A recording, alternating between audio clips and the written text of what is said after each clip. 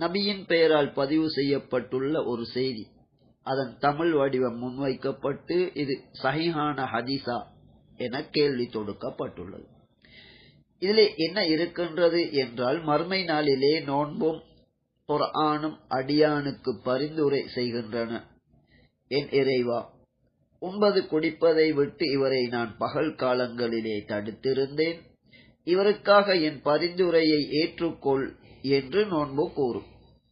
இரவில் தூங்குவதை விட்டும் இவரை தடுத்திருந்தேன், இவருக்காக என் பரிந்துரையை ஏற்றுக்கொள் என்று குர்ஆன் கூறும். இரண்டின் பரிந்துரைகளும் ஏற்கப்படும் என நபி அவர்கள் கூறியதாக இந்த செய்தி காணப்படுகின்றது. முஸ்னத் அஹ்மத், தபரானி போன்ற நூல்கள் உட்பட ஒரு சில நூல்களிலே இந்த செய்தி பதிவு செய்யப்பட்டுள்ளது.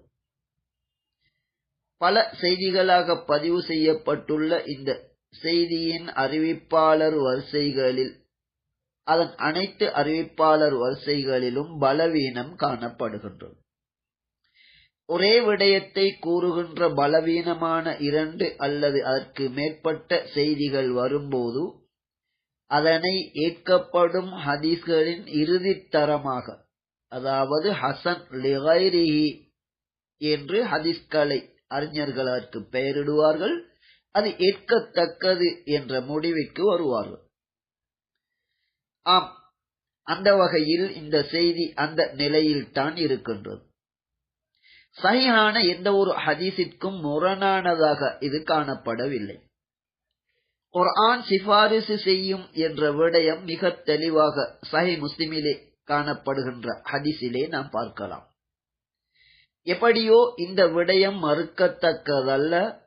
உண்மையான ஹதீஸ்களின் இறுதி தரத்திலே இதன் அறிவிப்பாளர் வரிசைகளிலே பலவீனம் இருந்தாலும் ஒன்று மற்றொன்றை உறுதிப்படுத்தும் அளவிற்கு இது காணப்படுகின்றது. இங்கு ஒரு விடயத்தை மட்டும் நாம் மறந்துவிடக் கூடாது. இதுபோன்ற நிறைய செய்திகள் பொதுமக்களை வந்து அடைகின்றன. பொதுமக்கள் ஏமாந்து விடுகின்றார்கள்.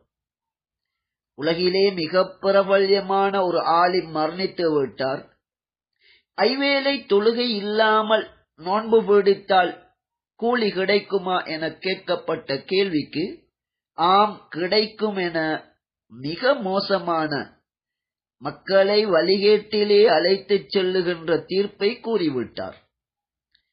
ஒருபோதும் அப்படி நடக்காது. ஐவேளை தொழுகையை விட்டவனுக்கு குர்ஆன் சிபாரிசு செய்யவும் மாட்டாது, நோன்பு சிபாரிசு செய்யவும் மாட்டாது. சிபாரிசு பற்றி குர்ஆனிலே அல்லாஹ் மிக தெளிவாக, சிபாரிசு செய்வதற்கு முதலிலே யார் சிபாரிசு செய்கின்றாரோ, சிபாரிசு செய்வதற்கு அல்லாஹ் அனுமதி வழங்க வேண்டும். முதலாவது விடயம், யாருக்காக சிபாரிசு செய்கின்றோமோ அவருக்கு சிபாரிசு செய்வதற்கு அனுமதி வழங்க வேண்டும். அதே நேரத்தில் நிரந்தர நரகவாதிகளுக்கு சிபாரிசு கிடைக்குமா என்றால் நிச்சயமாக கிடைக்காது.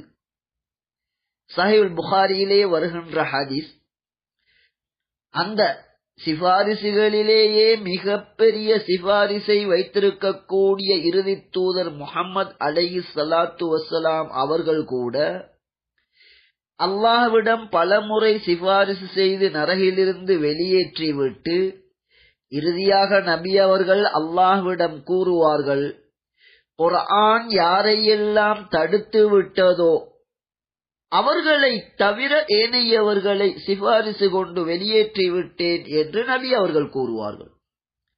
இதே போன்றுதான் சிபாரிசு விடயத்தில் சஹீஹ் முஸ்லிமிலே வருகின்ற ஹதீஸ் கூறுகின்றது.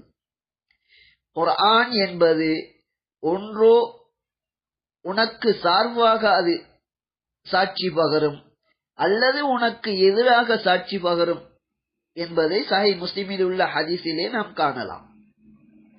அல் குர்ஆனு ஹுஜ்ஜத்துல் லக அவ் அலைக, குர்ஆன் என்பது உனக்கு ஆதாரமாக இருக்கும் அல்லது உனக்கு எதிராக இருக்கும் என்று நபி அவர்கள் தெளிவாக கூறிவிட்டார்கள். எனவே குறைந்தபட்ச ஒரு முஸ்லிமாக நிரந்தர நரகில் ஆழ்த்துகின்ற பாவங்களில் இருந்து பாதுகாக்கப்பட்ட நயவஞ்சகம் இல்லாத உள தூய்மையோடு அல்லாஹ்விடம் முஸ்லிமாக அங்கீகரிக்கப்படுகின்ற முஸ்லிமான ஒரு நிலையில் இருந்து அப்படியான ஒருவர் நோன்பு நோற்றால், அவர் குர்ஆன் ஓதினால் நிச்சயமாக அவருக்கு குர்ஆனும் நோன்பும் இது போன்ற நல்லமல்கள் அவருக்கு சிபாரிசு செய்யும் என்பதில் மாற்று கருத்து கிடையாது. அது சரியானதே ஆகும்.